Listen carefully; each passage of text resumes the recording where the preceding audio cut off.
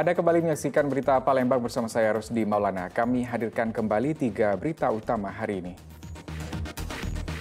2 orang perempuan muda ditemukan tewas di dalam rumahnya di Kabupaten Banyuasin. Polisi menemukan luka bekas hantaman benda tumpul di kepala kedua korban. Jembatan gantung di Kecamatan Muara II, Kabupaten Ogan, Komering Ulu Selatan nyaris putus diterjang banjir. Akibatnya ratusan kepala keluarga terancam terisolir. Puluhan hewan ternak di Desa Tanjung Kerang, Kabupaten Banyuasin mati diduga akibat terpapar penyakit mulut dan kuku. Sementara vaksinasi yang ditunggu warga sampai kini tidak kunjung datang.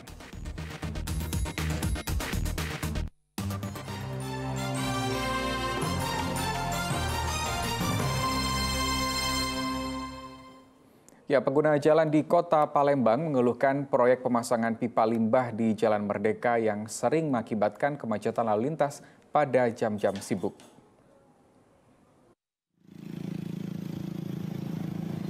Proyek pemasangan pipa limbah di kawasan Jalan Merdeka dari depan kantor pos sampai kantor wali kota Palembang mulai dikeluhkan warga, terutama pengguna jalan. Menurut warga, pekerjaan proyek pemasangan pipa limbah ini terlalu lamban. Akibatnya sering terjadi kemacetan, terutama pada saat jam sibuk. Warga meminta kepada pelaksana proyek ini untuk lebih cepat lagi menyelesaikannya. Ya lambat ini kayak kerjanya, Pak. Agak lambat. Ya bila perlu dipercepat kan. Jangan ganggu jalan lalu lintas kan. Istilahnya. Ya macet kan. Kemacetan ini, Pak.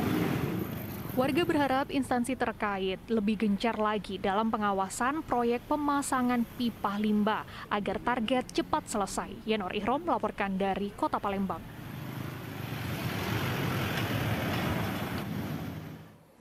Masih seputar lalu lintas, kemacetan juga dikeluhkan warga Kota Palembang yang melintasi daerah kawasan sekolah Jalan Bambang Utoyo hingga di depan pemakaman umum Kandang Kawat. Kemacetan tersebut karena kondisi jalan yang rusak berlubang.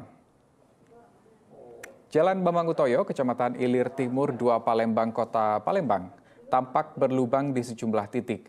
Kondisi ini menyebabkan kemacetan pada jam sibuk, baik pada pagi hari saat orang bepergian bekerja atau sore hari saat jam pulang kantor. Para pengguna jalan banyak yang mengeluhkan rusaknya jalan yang sudah lama tidak diperbaiki.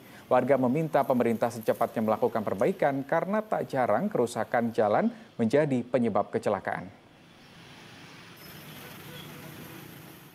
Ya, jalan ini kan kayaknya cepat diperbaiki lah. Takutnya kayak apa namanya, dan udah dua bisa. Ini apa Jan? Sifatnya patah nanti. Patahnya kecelakaan. Kecelakaannya udah roda 2, roda 4. Ya kalau di pikir-pikir itu dari sini sekitar 200 meter lah dari sini ke depan jalan. Ya mungkin ganggu lah. Ganggu masuk kenyamanan orang yang malung-wana kendaraan berdampak roda 2. Kita ke informasi lain. Mulai tahun ajaran 2022-2023, sebagian sekolah di Kota Palembang menerapkan kurikulum Merdeka. Pemerintah Kota Palembang mendorong semua sekolah menerapkannya karena dinilai lebih fleksibel dan kreatif. 195 satuan pendidikan di Kota Palembang telah menerapkan kurikulum Merdeka, mulai dari tingkat PKBM, PAUD, SD, SMP, SMA, dan SMK. Penerapan kurikulum ini sebagai upaya pemulihan pembelajaran setelah sempat terganggu oleh pandemi COVID-19. Ada 3 level kurikulum Merdeka, yakni mandiri belajar, mandiri berubah, dan mandiri berbagi. Setiap sekolah diberikan kebebasan untuk memilih bentuk kurikulum Merdeka yang ingin diterapkan atau menerapkan kurikulum 2013. Penerapan kurikulum baru butuh adaptasi, karenanya Pemkot Palembang akan memberikan pendampingan sehingga implementasinya berjalan dengan baik.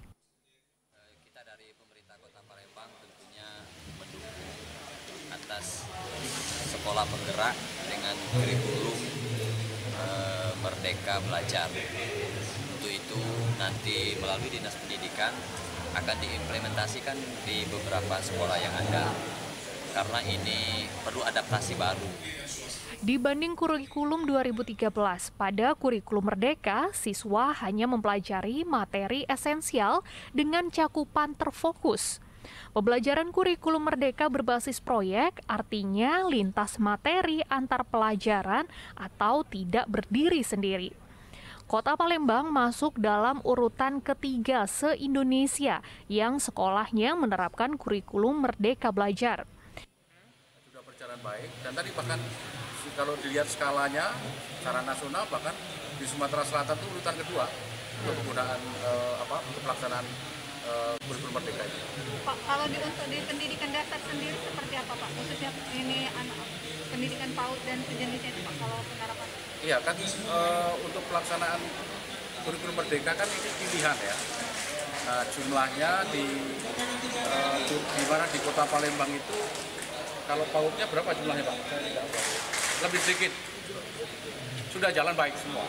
Kita sudah 195 yang masuk di dalam daftar sekolah-sekolah melaksanakan kurikulum Merdeka Belajar ini dengan mandiri. Apakah nanti Merdeka Berbagi atau Merdeka berubah ya sesuai dengan kemauan dan kemampuan kita masing-masing. Ini tidak ada intervensi khusus. Artinya sekolah boleh memilih mana kurikulum yang bisa diterapkan di tempatnya. Ataupun masih menggunakan kurikulum 2013 pun itu tidak ada masalah. Karena fleksibel dan efektif, Pemkot Palembang terus mendorong agar lebih banyak sekolah menerapkan kurikulum Merdeka dalam proses pembelajaran, baik lewat sosialisasi dan BIMTEK bagi para guru. Yanuar Ihrom melaporkan dari Kota Palembang. Kita simak informasi lain. Puluhan hewan ternak di Desa Tanjung Karang, Kabupaten Banyuasin banyak yang mati akibat terpapar penyakit mulut dan kuku. Sementara vaksinasi yang ditunggu warga sampai kini tidak kunjung datang. Puluhan hewan sapi di Desa Tanjung Kerang, Kecamatan Rambutan, Kabupaten Banyuasin, terlihat lemas dan tak mampu berdiri.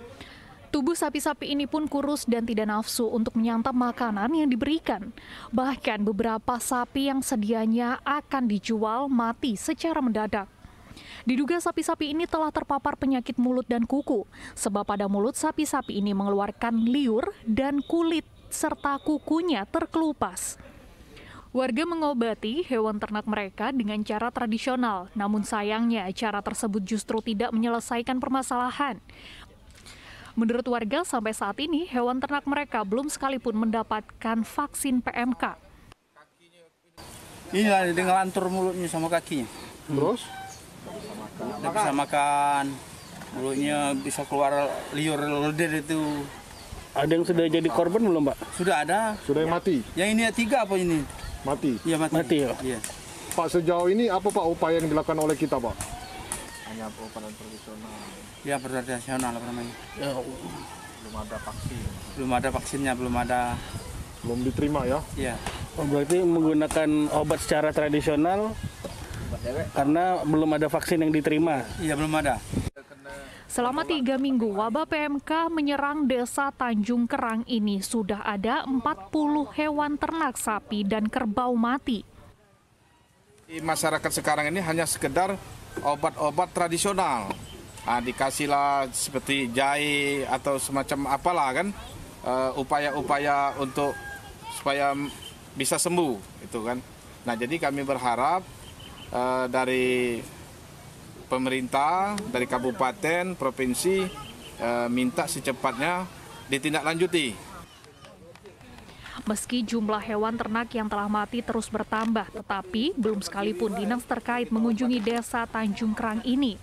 Padahal warga sangat berharap adanya perhatian dari pemerintah setempat agar wabah PMK di desa ini tidak semakin meluas dan dapat segera teratasi. Dedi Ruansyah melaporkan dari Kabupaten Banyuasin. Ya, demikian berita Palembang hari ini. Saya Rusdi Maulana mengucapkan terima kasih atas perhatian dan kebersamaan Anda. Selamat beraktivitas dan sampai jumpa.